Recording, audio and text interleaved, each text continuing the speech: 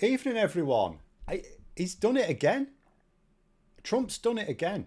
I put out this stream. I uploaded the stream link today, this morning, for, looking ahead. I thought we were looking ahead at the next few months.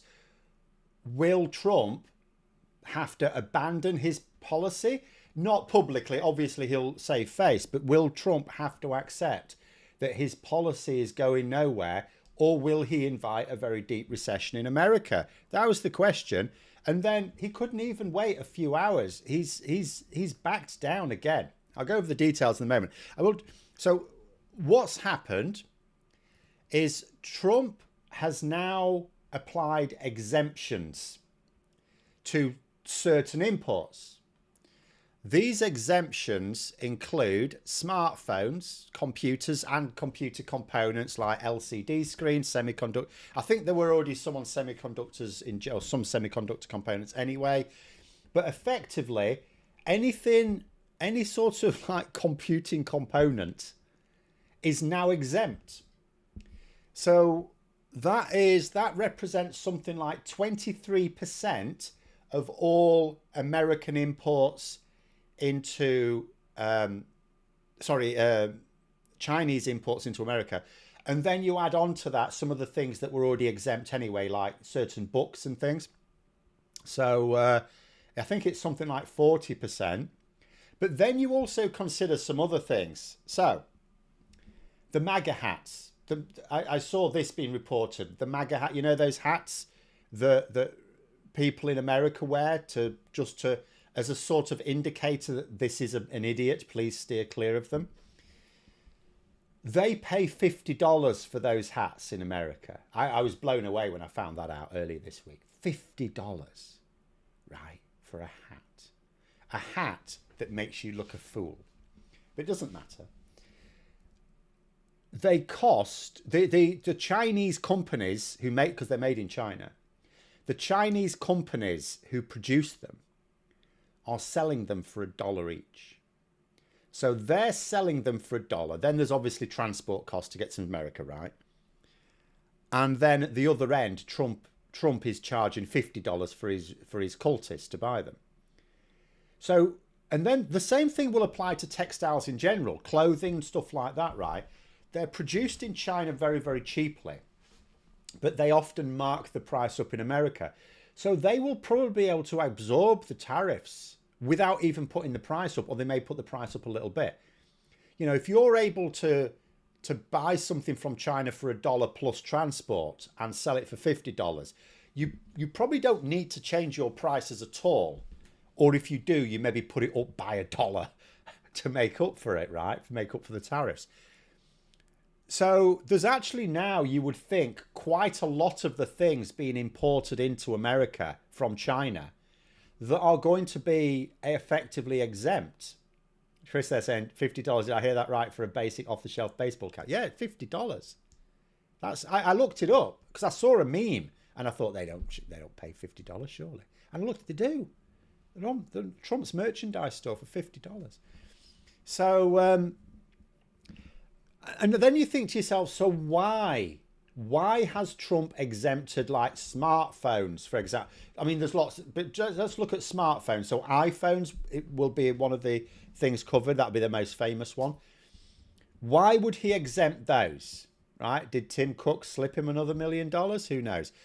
But what's Trump's argument going to be? Because he slipped this out quietly, right? Apparently they did it last night, American time, but I didn't see it reported until just a few hours ago. And because it was gone out with no great fanfare. So some point someone's going to ask him why he's done it, right? And he'll come up with some nonsense, obviously. But the answer surely has to be because Trump did not want the price of an iPhone or whatever computer products come from Southeast, because it's not just for China. These tariff exemptions also apply to other countries that produce them in Southeast Asia, like Vietnam. So he's basically saying he doesn't want the price to go up for Americans. So that is Trump. So I sort of answered my own question, isn't it? Will Trump have to accept that his tariff plan isn't going to work? Or will he take the recession? Will he or risk the recession? Well, it seems to me that he's actually deathly afraid of the recession, because there is, and at the point at which you say we're going to exempt all products that would put the price up for Americans if we brought production to America, then what's the point of any of his tariffs other than revenue raising? That's all it is. Revenue raising. William there say, why not make the hats in the US? How much? Well, exactly. Trump should have. Why didn't? Because it's Trump's. I mean, that's Trump's products, right? Why isn't he making them America if he wants to return manufacturing to America? But the whole thing's a nonsense anyway. This outdated notion of both tariffs and manufacture. The thing about, and we get it in this country as well, you know, and both left and right. This isn't about right wing or, you know, the left and the right do the same thing. We've had the same thing over like the British Steel arguments. The reason why we need to protect the blast furnaces is because we need to be able to make our own steel. And there's some, you know, anyway, manufacture in general is not worth saving. The thing I always say about, say, Margaret Thatcher's approach to deindustrialisation in the UK, it's not the fact that she deindustrialised. It's the fact that she allowed entire economies in the north of England and parts of Scotland and, you know, other parts to completely collapse. You know, she allowed industry, or she forced some industries to disappear without anything to take its place. That's the fundamental difference.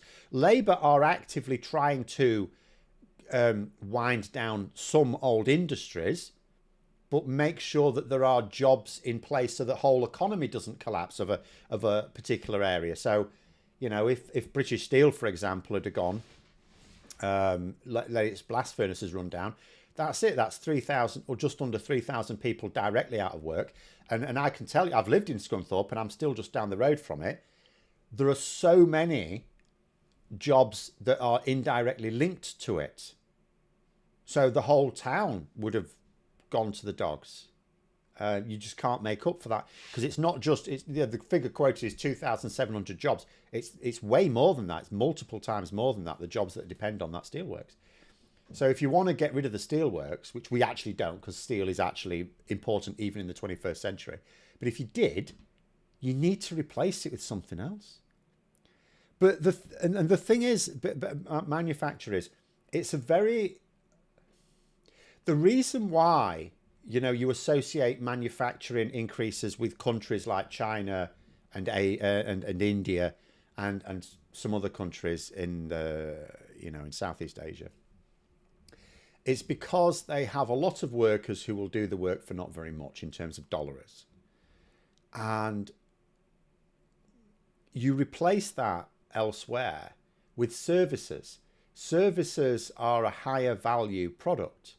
So if a country like America and the UK has a decline in manufacturing, but a boost in the service industry, because Trump's going on about these trade deficits with countries, they don't exist. These trade deficits don't exist. It's because he's focusing on goods, manufacture. But America has huge trade surpluses with these countries when you add all of their exports and imports together, because of their huge service exports. And Trump just doesn't seem to understand that. He's stuck in the 19th century. I mean, in the modern age, even tariffs really are a political tool, which is actually what Trump's pretending to use them for. But they're a political tool. They're not, you know, you only apply them where there's some political friction. Like, you know, the EU, for example, like Trump's trying to claim that the EU is ripping America off. The average tariffs on American imports into the EU is 1%. 1%. To Japan, it's nothing at all. Zero. You know, this is what I was saying earlier this week. The reason why Japanese don't buy American cars is because they don't like American cars. It's not because there's no import taxes on them. They just don't like them. Anyway, catch up with some comments. Trump reminds me of Kaiser Wilhelm, bully who backs down, but then one day couldn't or doesn't, so he doesn't lose face. Well, this is what I was interested in. So before today, before he backs down, I am now getting the impression he may actually just back down completely. Because let me tell you something else as well. I'm seeing reported by ITV, Faisal Islam. Oh no, BBC. Sorry, he's on BBC. Apologies. The economics editor. He said, and I haven't seen these reports yet. I'm going to have to check later. It says, I'm not disbelieving him, mind you. It says reports in the US press claim Navarro has been sidelined. Now, Peter Navarro is the guy who actually came up with the tariff plan. It's Trump's idea, right? But Navarro is the guy who actually worked on it, who came up with the figures and the rationale. So, and it says he's been sidelined in favour of the US Treasury Secretary, Bessent. Now, Bessent was the one of the ones who was, if you remember last Monday, when a rumour came about that they might have this 90-day tariff pause, that came from Bessent. So, so Bessent was the one obviously pushing for that. So what, if this is true, what it sounds like is Trump has decided to elbow the people who egged him on with this tariff plan and is listening more to the people who were urging caution on it. Now, it doesn't necessarily mean the tariffs will disappear altogether, because I'm not even sure, despite the meme, I'm not sure Trump can actually get rid of all of the tariffs and still claim a win with his supporters when he clearly hasn't won anything. The other thing to note as well is, even if Trump gets rid of all of these tariffs, let's say after 90 days he claims that he's got great deals with various countries around the world, and let's say he doesn't at all, but let's say he says that, and the other side's not going to call him out on it. Like, let's say he has a great deal with Vietnam. Vietnam's not going to call him out on it if they don't. And he takes the tariffs off them. He could do that over the next 90 days, just quietly get rid of all the tariffs, claim he's got a brilliant deal, his supporters will believe it, and he could bow out of this one gracefully. I don't think he's going to do that. I think he's too committed. But even if he did, there's such a loss of trust now. China, at the very least, is going to do things differently. I hope that Mark Carney is successful in persuading the EU and the UK, come to it, to do things differently as well. I mean, there is a problem here that I know a lot of people are talking a good shout on defending the rules-based order, but you know what? And I've said in my videos, well, I'm sort of waiting for the Canadian election to see if Mark Carney can sort it out, because I'm not seeing any action anywhere else. It's like we're waiting for Carney to sort it.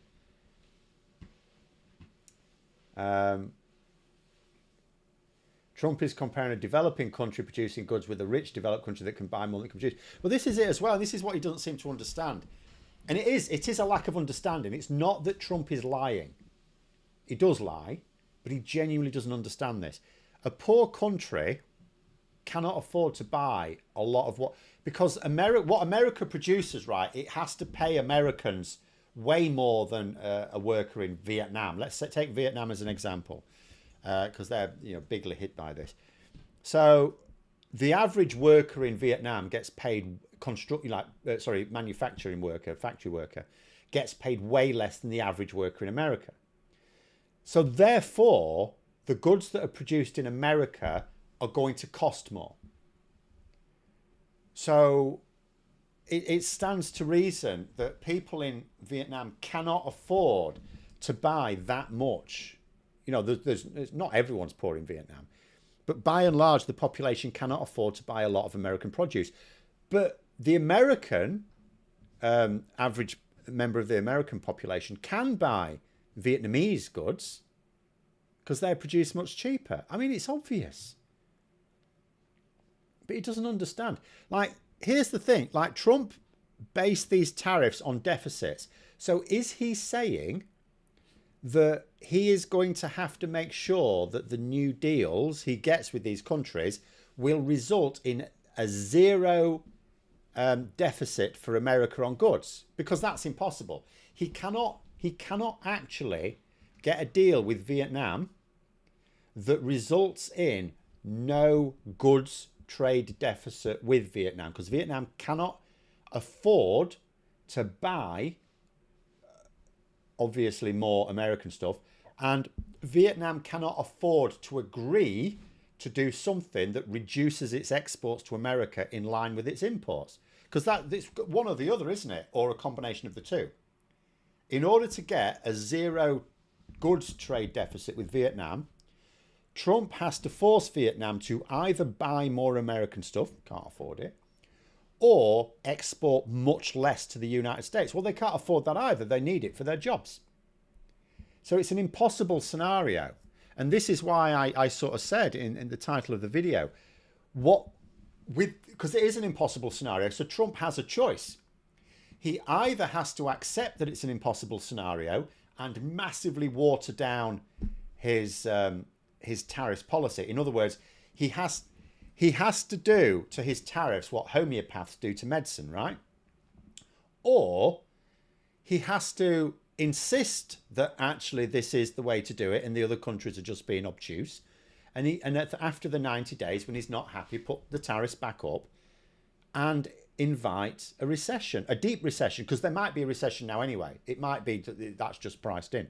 There's various commentators, like investors and market observers in America saying it already feels like a recession now. So it may be that a recession is impossible. But there we go. Wangapega there talking about the British Steel thing. As much of an eco-warrior I am, I do recognise the need for the blast furnace. Personally would put R&D into making better, more efficient versions of blast furnaces. So the thing with the blast furnace, it's really simple. If you're gonna buy steel that has to be produced in a blast furnace, you're not actually meeting net zero targets in any real sense by getting rid of blast furnaces. If all you're going to do, because just to be clear, an electric arc furnace is a way more efficient way of producing steel for the steel it can produce. But it cannot produce lots of types of high grade steel. All an electric arc furnace does is basically melt down existing steel. It melts down scrap and produces new steel, right?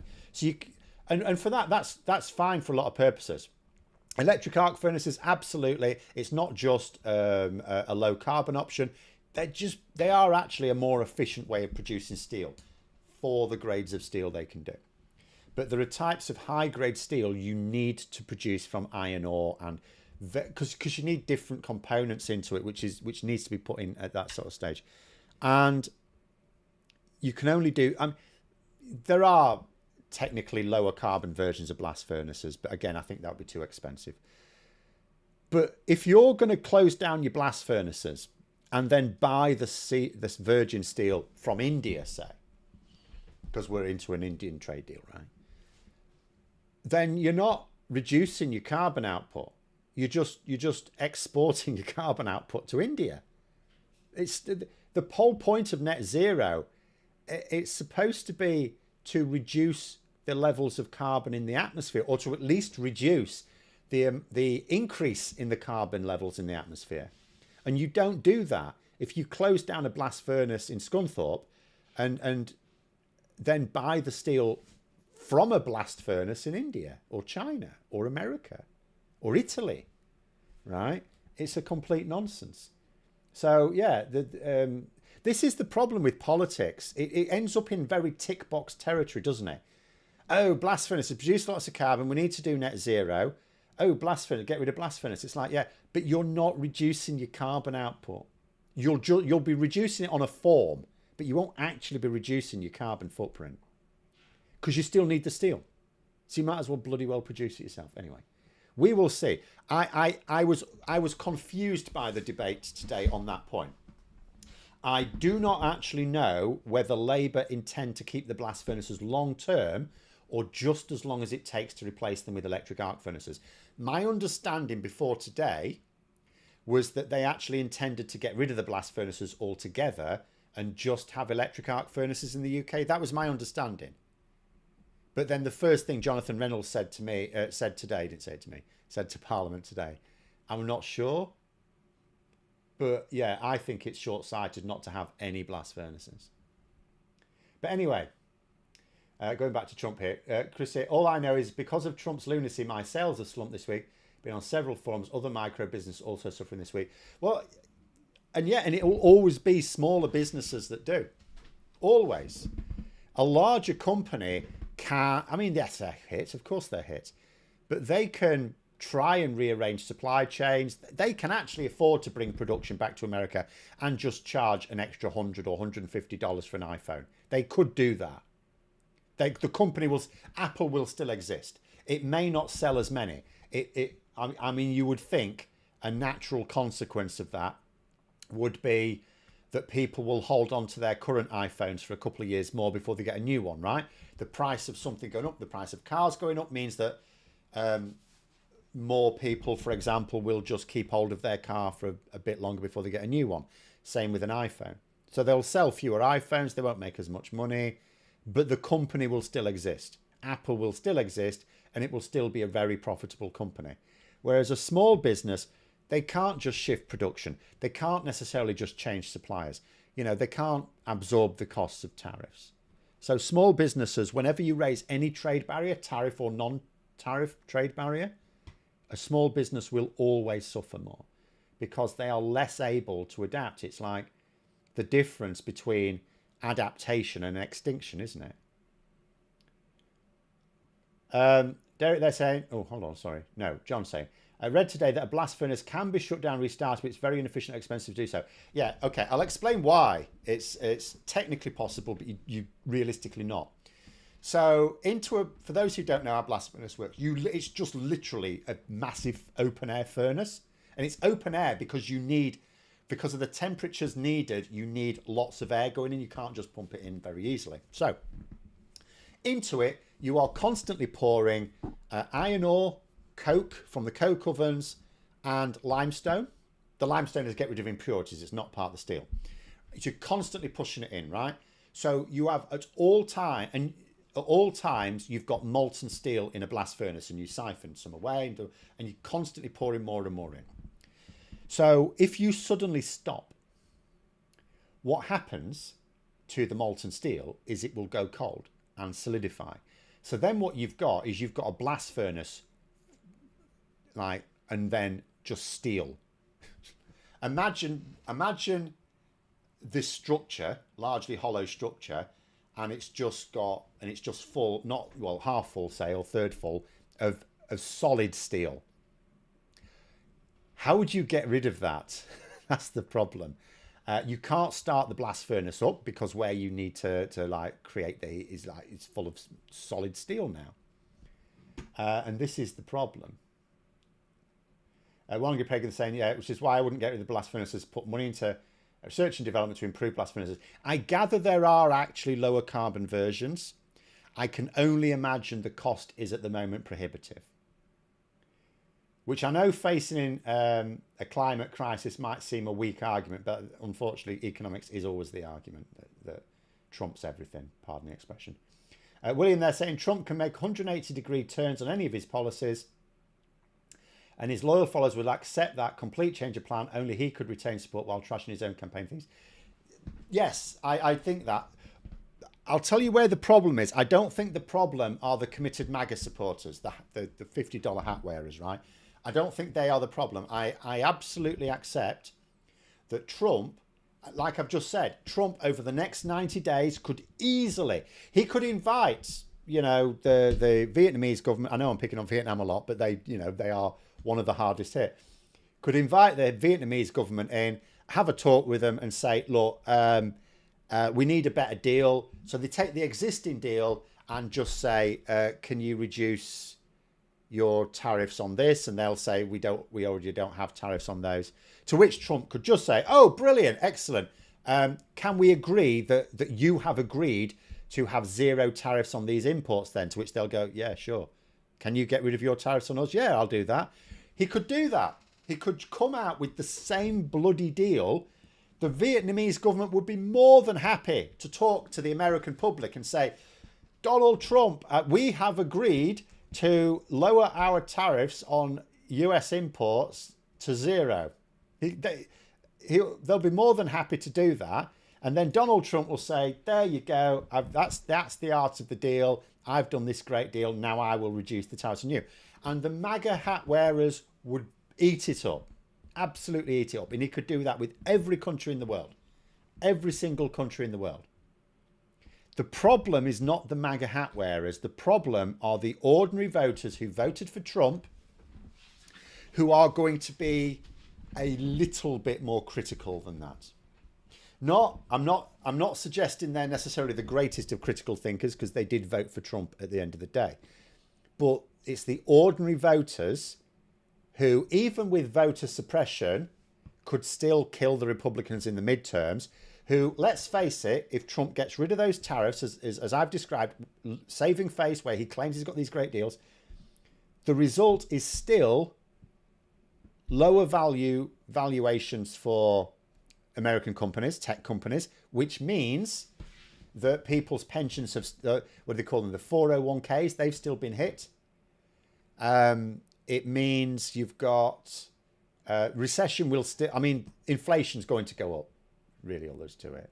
Inflation is already, because this process is going to take 90 days, yeah? This process of pretending he's got these great deals, even if it gets rid of all the tariffs at the end of it, it's going to take 90 days. That's a whole quarter.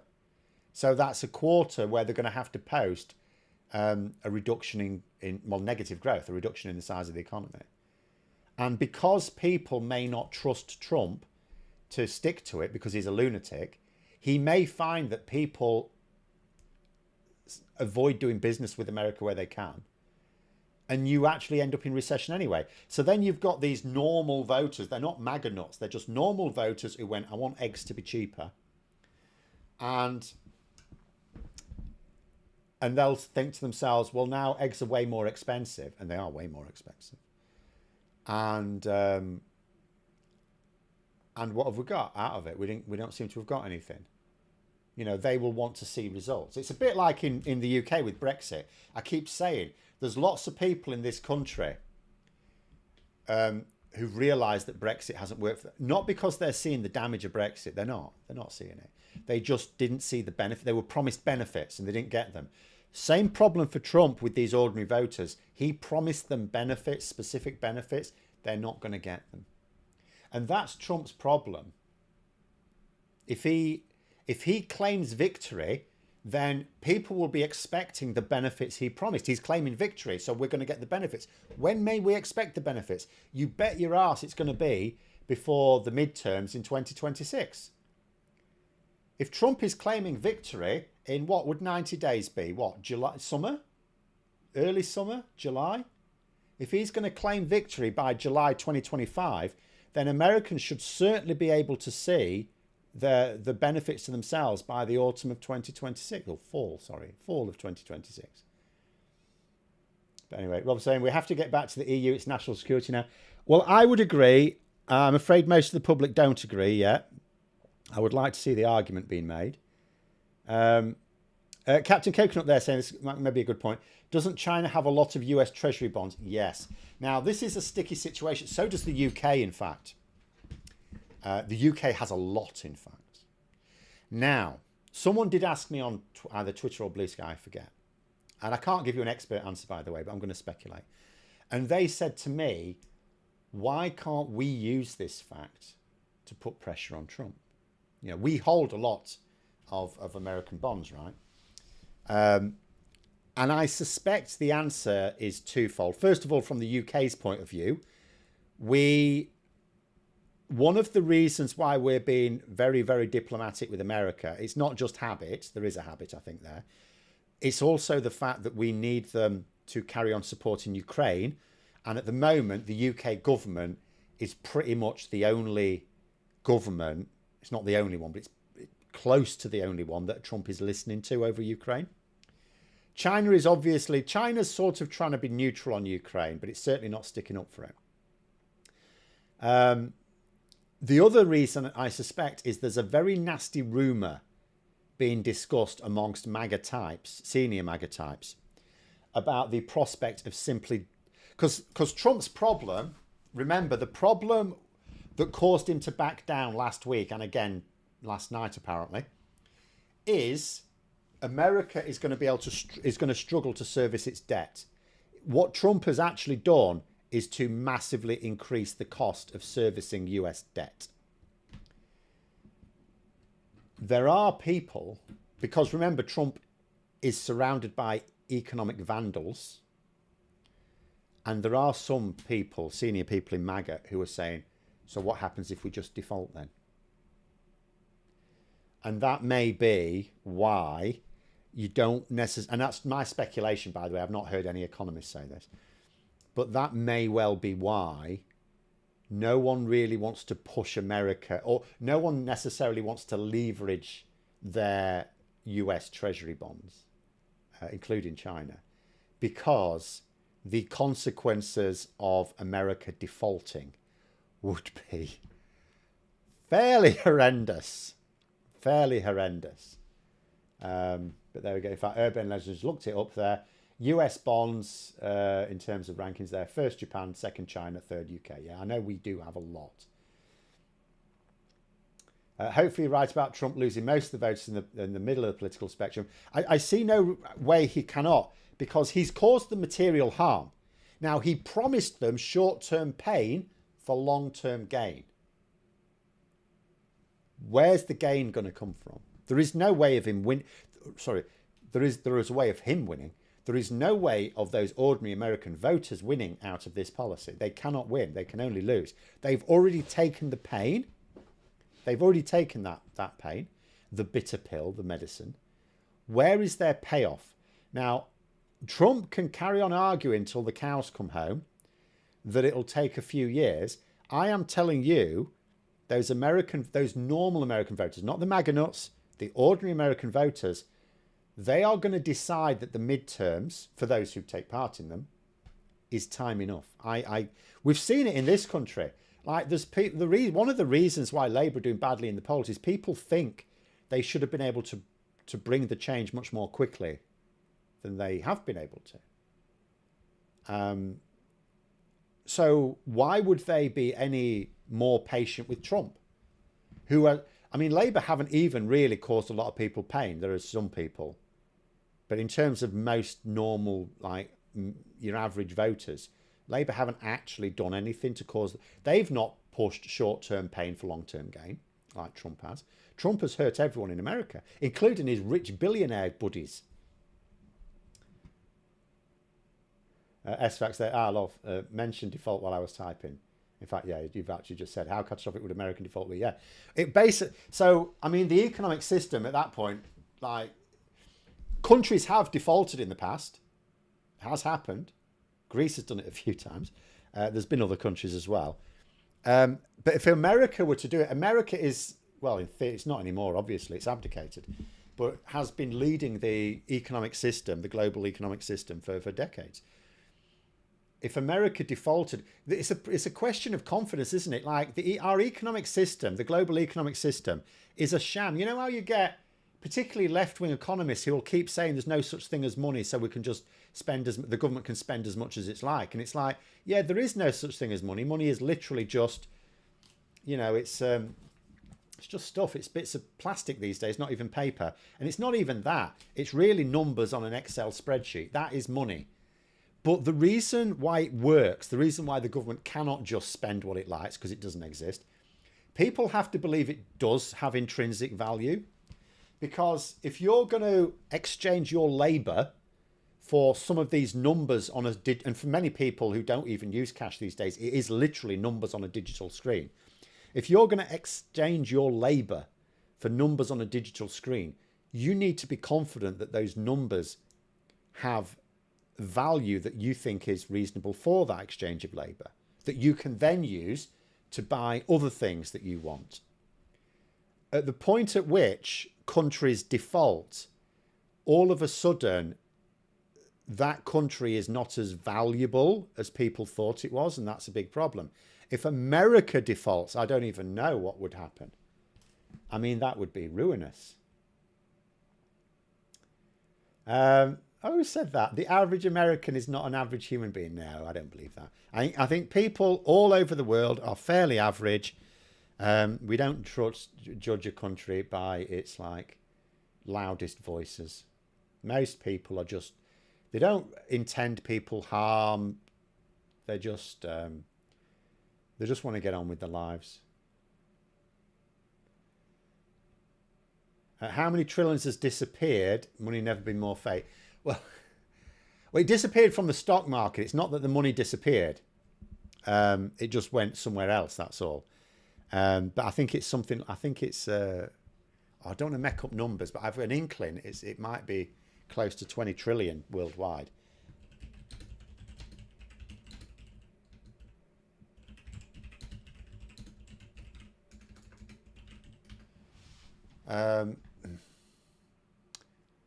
So on April the 7th, Reuters was saying it's more than $10 trillion off major markets. I think I'd seen a figure of 20 somewhere. It may be somewhere in between the two. There is a lot. But I mean, not all of that money just disappeared off balance sheet. I mean, it just went somewhere. People just, the reason why we talk about wiping it off the stock markets is people just sold their shares and then moved money somewhere else. It's just that they couldn't sell them for as much as they had them, they bought them in order to get rid of them. Phil flashing that moolah, yes.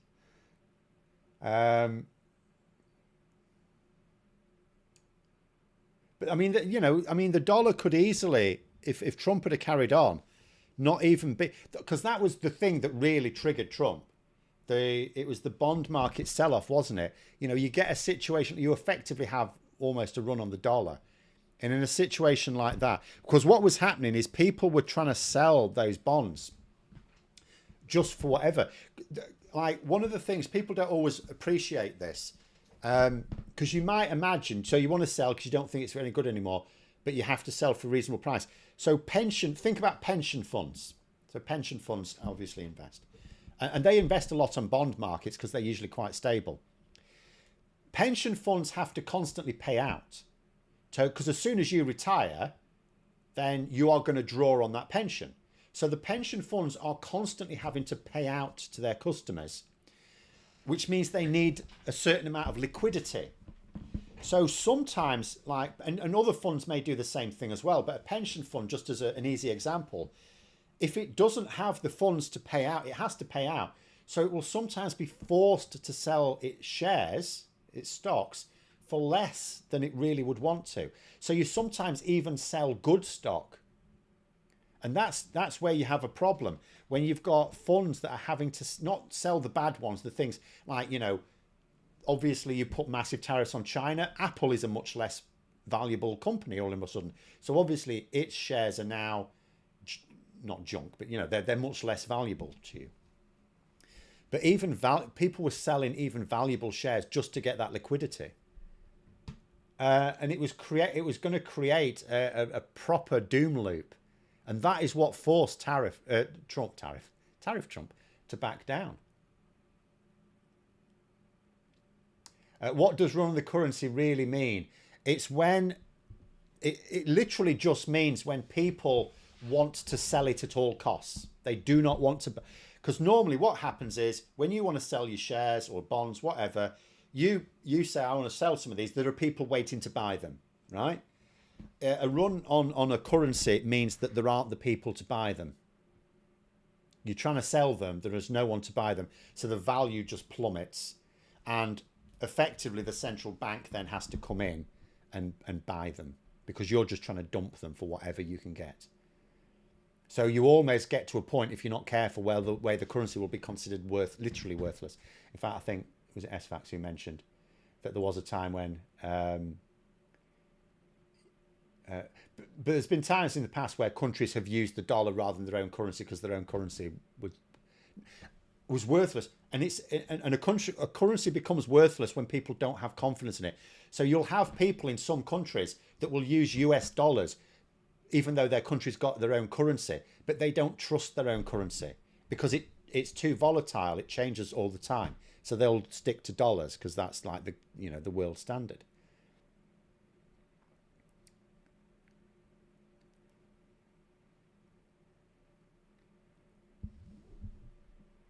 Oh.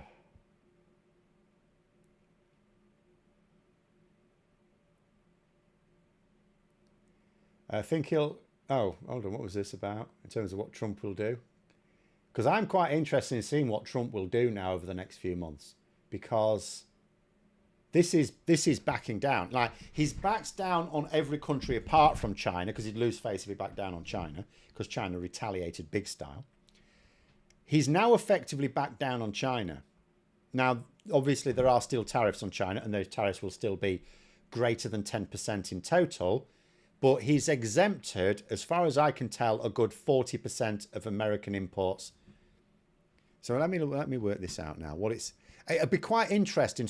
I hope the Financial Times or someone, or Bloomberg or someone, does a little calculation here, because I want to know what America's effective tariff on Chinese imports is now.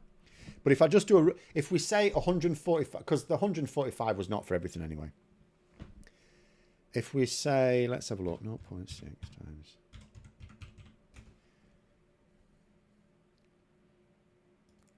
So just rough napkin maths says that if 40% of Chinese imports into America are now completely exempt, if they were 145% on everything else, that would be... hold on, let me just see, hold on. 145 times 0.6. That would still be an effective tariff rate of 87%.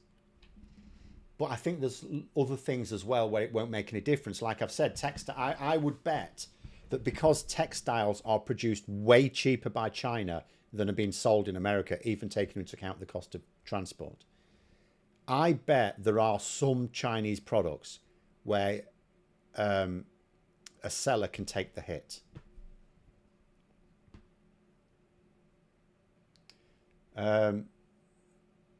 Oh, New Retro saying, I didn't know this. De minimis charges are still in effect. Oh, I didn't realise. So what that means, for those who don't know, so there was a rule before all this nonsense that any imports into America of $800 or below $800, you don't pay tariffs. So if you were buying something, as New Retro's just said there, from Temu's example, you wouldn't actually pay any tariffs. And then they did get rid of that.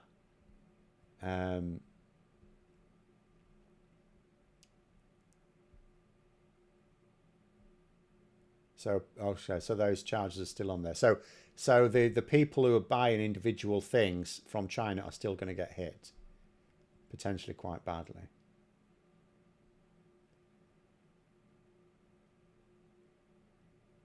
Oh, John's there saying Zimbabwe uses US dollars, yeah.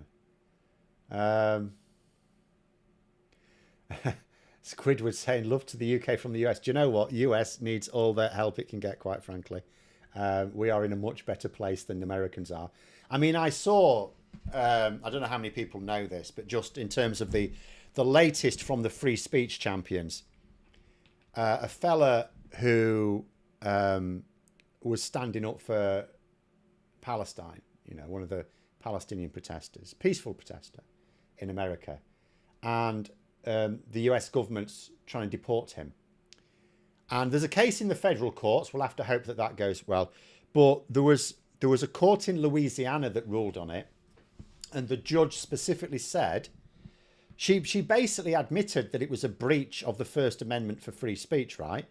But she said it's not for her to decide. She effectively said that, right, so this fella, as far as can be told from the evidence, he is legally living in America, living and happy and working in America. He hasn't committed any crime. No one's accused him of committing any crime. He hasn't harmed anyone. He hasn't threatened to harm anyone. He hasn't threatened to commit a crime. He is being deported. Marco Rubio wants to deport him simply, and this is his case, purely for disagreeing with one aspect of American foreign policy. And a judge in Louisiana has said that that's fine. Even though she effectively seemed to accept that this seems to be unconstitutional, she was basically suggesting that it's not for her to rule against it on that basis. Which is mad. to be able to deport someone who has committed no crime, who is legally settled, they're not an illegal alien, they're legally settled, committed no crime, done no harm to anyone, not threatened any harm to anyone, just for disagreeing with a government policy. I mean, that's fascism 101, isn't it? So I think Americans, the aware Americans, are in much deeper trouble than, I'm not going to say deeper trouble than anyone anywhere else in the world. I think there are people in other countries around the world, such as Sudan, Gaza, or Palestine more widely, in fact, Ukraine and some other parts of the world that are in worse trouble. But I think by the standards of Europeans, America's in a much worse hole than we are. Aubrey there saying there is a Senate bill to bring control of tariffs under congressional control. No, there isn't. As I understand it, it's more of a protest bill rather than actually bringing it back under congressional control. I think it's a show. From what I've seen in reports, it's a show bill. It's an expression of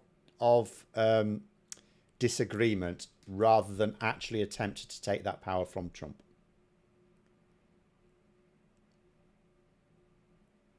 If there's a run on the dollar, would the euro become the default reserve currency? No, not straight away. It wouldn't necessarily be the euro at all anyway. It could easily be the yen.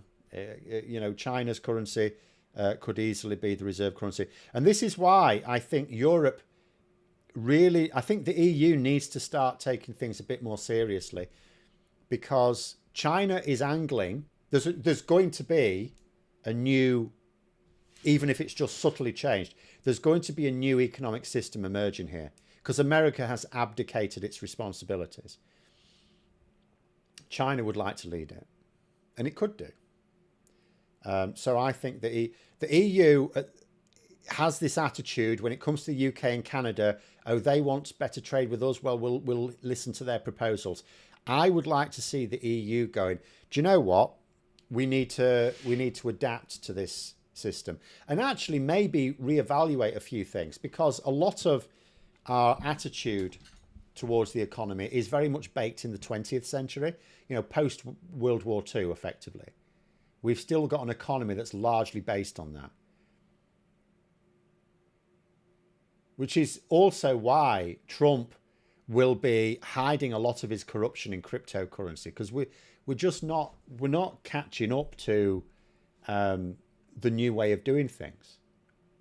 So although I criticise Trump for being rooted in the 19th century, well, arguably we are rooted in the 20th century.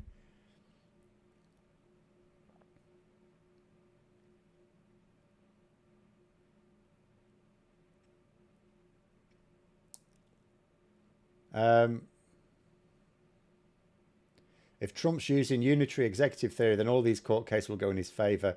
You need impartial judges for that. Yeah, well, I keep saying, in the UK, for example, we've got a lot of things wrong, but we have an independent judiciary, and judges can make mistakes. Of course they can. It's why we have appeals, and appeals are sometimes won. And also sometimes we find out there's been miscarriages of justice. So yeah, judges can get things wrong, but they are fiercely independent. No one suggests that judges are not politically biased. Everyone's politically biased if they've got a brain. But they are fiercely independent of the government. The judges in this country really take pride in the fact that they are making their judgments in what they genuinely believe are the best interests of justice. And that's what America needs. And I don't really... Oh, sorry, Em. I often do, don't I? I'll see if I can find it. I often don't even know how America... You may have to type it again, Em, because I can't find it. Would do that. I mean, first of all, no one's even suggesting it. I mean, the first step to changing, updating your judiciary surely would be at least one political party calling for it. And in actual fact, you'd probably need cross-party support. I don't even hear the Democrats. I mean, there might be the odd Democrat. So you might be able to show me one Democrat senator that says so. But just by and large, it doesn't seem to be a thing.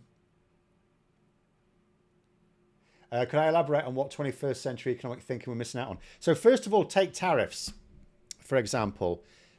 We should probably just not have tariffs at all other than a political tool. Because what's the point? You know, we should, whenever, the freer your trade, the more productive the world is, the more people benefit globally. Poor countries, rich countries, everyone benefits from freer trade. Tariffs really don't make sense. They did at one time, but they don't anymore. Everyone could just agree to drop their tariffs and it would absolutely be fine. That doesn't mean to say you let everything into your market, because you have laws on standards. So standards are a reasonable trade barrier, but that's fine. It's for the exporter to make sure they can meet your standards, right? But actual having tariff barriers these days, economists don't really see that. They reduce trade. All they do is act to reduce trade, and who wants to reduce trade? The only people that want to do that are people who want to, you know, pursue protectionist policies. But protectionist policies are ultimately self-defeating. Like, for example, if you've got, you know, European countries, for example, a big one is cheaper steel imports. And you want to be able to produce your own steel for national security purposes, which is essentially what today was about in the House of Commons, or just House of Parliament in general. The Lords had to do it as well. But in general, with manufacturing, if you're finding a country producing manufactured goods more cheaply and it meets your standards, then what we have generally done is we've moved into higher value goods and more likely services that can't be produced so cheaply. So, and that's what we've done. America became very, very rich after it was rich before anyway, but it became very, very rich after the Second World War, specifically by certainly the last few generations, switching towards high value services. So some of these countries, poor countries that can't afford a lot of American goods, they are paying for American services. So America actually has a trade surplus with them. You know, so tariffs and manufacture, the idea that a rich country needs, the idea that manufacturing decline in a rich country is a bad thing doesn't follow. You know, what you should be doing is pursuing higher value things. Where we go wrong, and this is how America allowed Trump in the first place, where America and Britain and other countries in the West have gone wrong, is we've made this transition to higher value services, but we haven't made sure that everyone shares in the prosperity that results from it. That's what created Trump. You know, this idea of the Rust Belt resonates because people are thinking, well, there's workers there that would have ordinarily worked in these factories thinking, I'm now struggling, I've got a pissing job in Walmart paying nothing. That was the problem, that we didn't make sure that prosperity filtered downwards. But it is nonetheless the case that the country itself does better, a wealthy country does better by focusing on high value products, that includes services, that the poorer countries can't replicate.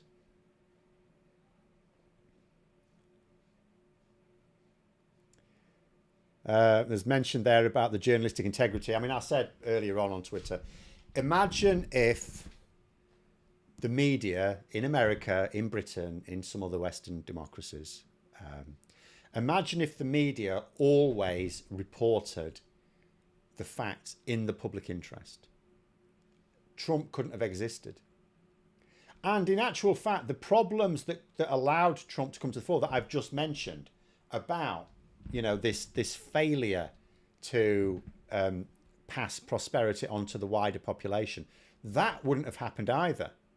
Because if the media were constantly reporting in the public interest, it would be pointed out that, let's say in America, both the Republicans and the Democrats were not doing anywhere nearly enough for ordinary Americans. They wouldn't have needed a gobshite billionaire to come around and point it out, because that's how Trump got elected. All he did was point out how Republicans and Democrats had both screwed ordinary Americans over, which they had. All he had to do was point that out. He didn't have any solutions to it. In fact, he was going to represent something much worse. I mean, what was his solution in 2016? He was going to build a wall. I mean, that's what gets me. He promised to build a wall with Mexico and make Mexico pay for it. He built a bit of wall, which is easy to climb, and Mexico didn't pay a cent or a peso, right? And now he's done it again. He's promised to... He came back to power promising to reduce the price of eggs and make foreigners pay for it. Like, did they not remember last time? And there'll be Americans who are surprised that it didn't work out. And it's like, do you not learn lessons? Do you never learn lessons? Warren Pagan there saying, I swear I've heard or read people talking about modernising Keynesian for the 21st century. I'm not sure what that means. Any ideas? I'm not sure how we do it different to Keynes himself. Well, nor am I. I'm not an economist. All I can say is, like, maybe what they mean at the moment, for example, in Britain, if we just take the example in Britain, Keynesian economics, one of its fundamental tenets is, so you will go through tough times. You will go through decline, economic decline. It just happens. It goes in phases. I know Gordon Brown said no more boom and bust, but, you know, I don't know what he was smoking. But the argument is what you do in those times is that's when you borrow. So what a nation should do, a bit of economic turbulence, borrow, because you have to maintain investment. Always have to maintain investment. You need investment for future economic growth. So if the economy is declining, then that investment is going to require borrowing. So that's when you borrow. Then when you get through that patch and your economy is growing again, you use the extra tax revenues to pay off that debt. And you can just keep doing that forever.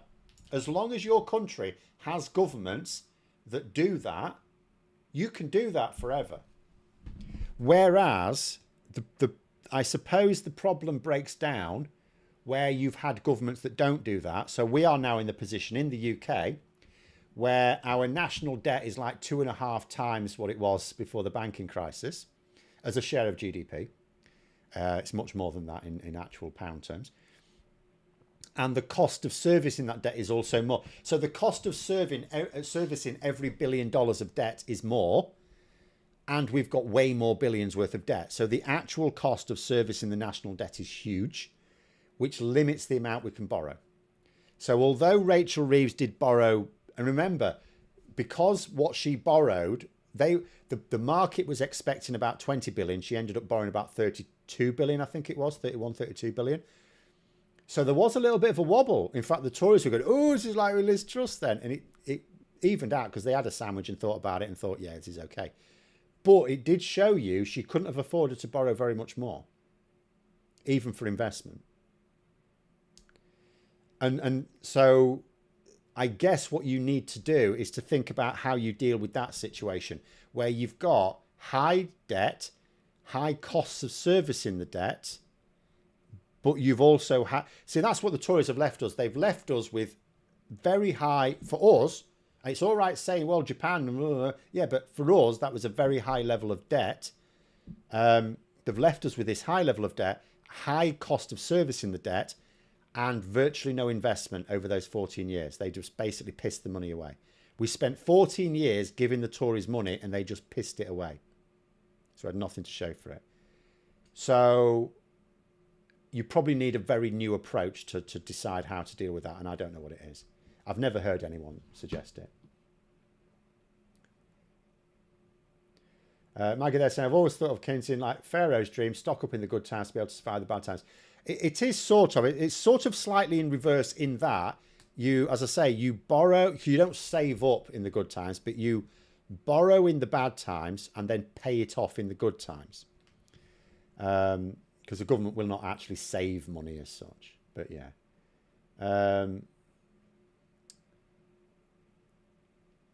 Canal Front's been very generous there, giving out a few memberships. Thank you very much. Right. Regarding today's British... for the last couple of minutes then. Regarding today's British Steel Bill, are the concerns of the absence of the sunset clause really a big issue? I think the Tories did have a point there. So for those who don't know... Ian Duncan Smith was the main one. There were others as well. Ian Duncan Smith queried the lack of a sunset clause. So because the government have basically given themselves the power to take control of any steelworks in England, which is a fairly draconian power. It's an emergency power. And although Jonathan Reynolds said, I don't want this power for a minute longer than I need, it's like, yeah, Hitler said that after the burning of the Reichstag, didn't he? And I'm not suggesting Jonathan Reynolds or any MP is like Hitler, but you can understand the concern. So a sunset clause would say you can have these powers for this amount of time, and then if you need them to go on for longer, you have to come back to Parliament and get us to agree again. That to me is reasonable. Now, and this is my speculation on my part, I suspect the reason why Labour didn't want a sunset clause is Jonathan Reynolds sort of hinted at it. He said they don't really know how long this process is going to last. Because what Labour are going to do now with British Steel is they're going to force them to keep the blast furnaces running whilst they look for another buyer. And if they can't find a buyer, then nationalisation is the option there. And a lot of people think this is basically the path to nationalisation because the British Steel owners were claiming that they were losing £700,000 a day. Now, even given that because it's a Chinese company, they may have been trying to deliberately run it down in order to get rid of it so that we had to buy more Chinese steel. Nonetheless, I can believe that producing steel in this country at the moment is not commercially viable, particularly with the Trump tariffs, although that didn't lead to today. So I can imagine the reason Labour didn't want the sunset clause is because if you set a sunset clause for, say, 6 months, and they think to themselves, we're probably still going to be in this process in 6 months' time, they'd have to come back to Parliament. And you think, well, what's wrong with that? Well, in theory, nothing, except what would happen is this would be like the Article 50 extensions. The Tories, who are the opposition now, would pillory Labour for how come 6 months wasn't enough? Why are you dragging your feet? Why isn't this sorted? And then if they had to extend it another 6 months, like later on. So I think they wanted to avoid it just purely because they didn't want to give the Tories an easy line on them. But to my mind, that's not a good enough reason. I do think there should have been a sunset clause. I think if you take what are considered to be really dodgy, even if there's good cause for it in this case, but nonetheless, draconian powers that are intended to just deal with an emergency, there should probably be a time limit on them. So, yeah, I think it was reasonable of the Conservatives and the Liberal Democrats to suggest that there should have been a sunset clause, in all honesty. Punator there saying, Rail, Steel, National Grid, NHS, why is Starmer making Corbynites look stupid by nationalising stuff when they claimed he wouldn't? Well, I mean, at the end of the day, it was always like this, wasn't it? He's nationalised more things than has been nationalised in my entire lifetime. But I will just say on the steel thing, I think even the Tories might have nationalised British Steel under these circumstances because even, albeit temporarily, I think we just had to. I think even the Tories probably would have done it on this occasion. But yeah, in terms of we have nationalised, not the whole National Grid, I will just point out, but the parts of it that effectively manage our electricity needs. So yeah, we have. I mean, if you think about the nationalisation so far, so British Steel, it's not certain, but it's very, very likely.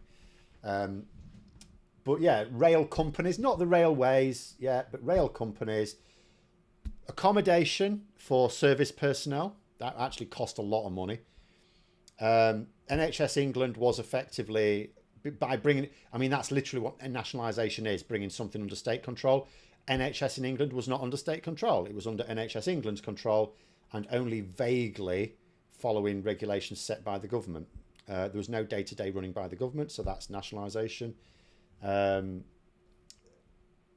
we have part of the national grid has been nationalised as well. So yeah, well, there's quite a lot of nationalisation going on. GB Energy itself represents, I mean, that is effectively going to be an energy company that is state owned. So, and also, I still think that the way we've legislated to bring water companies into line, and I may talk about that more tomorrow if I dare, although at the moment, it's almost like I daren't do anything that's not got a relation to Trump, but I may do this one. I see the legislation for water companies being a path towards nationalisation of those as well. But there it is. If Parliament's going to take government control of the UK steel industry, what happened to the privately owned utilities that were poisoning the environment? Well, as you've just mentioned that. The reason why this has happened with steel, it's not because Labour have said, right, we should nationalise it. It is purely because if they didn't, then next week, at least one of those blast furnaces was going to go cold, and then that's it. It's knackered. You've lost it forever. So it was an emergency situation. Whereas in terms of water companies, we've now passed legislation to force them to deal with pollution. Steve Reed has announced more measures to clean up to actually clean up the rivers, which I will hope to talk about tomorrow, but we will see. But yeah, so at the moment, it's not like the government have to take emergency action to make the water companies deal with their sewage dumping. They've legislated for it. Now, if they don't sort it out, then they're going to be facing criminal charges. If that still doesn't work, then yes, I mean, apart from anything else, if they run against this legislation, they're not going to have a viable business model. And that's the best way to do it. What you want to do, like in the case of British Steel, Jonathan Reynolds made it clear the company was valued by its own owners as zero. So it doesn't cost them anything to nationalise it, other than there is a loan that needs paying off. So I said in my video yesterday, it'll cost about £1 billion. So there is a cost to it, but it's not considered significant. Whereas if we were to nationalise water companies now, we can let them go to the wall. That's the best way to do it. Let them go to the wall and pick them up cheaply. But my issue is I do not want the government taking on their debts. They should take their debts with them. But anyway, can you email me what you said? Yes, of course you can. If you said it again, sorry, I probably missed it again. Sorry, there was a lot of comments tonight. But we've run out of time. We'll have to leave it there and pick it up again next week. We'll see which way Trump has moved next week. Whether he quietly carries on backing down or what. But anyway, I might pick that up in a video for tomorrow. Thanks very much for coming on, everyone. Have a really great evening, and until next time, I'll see you later.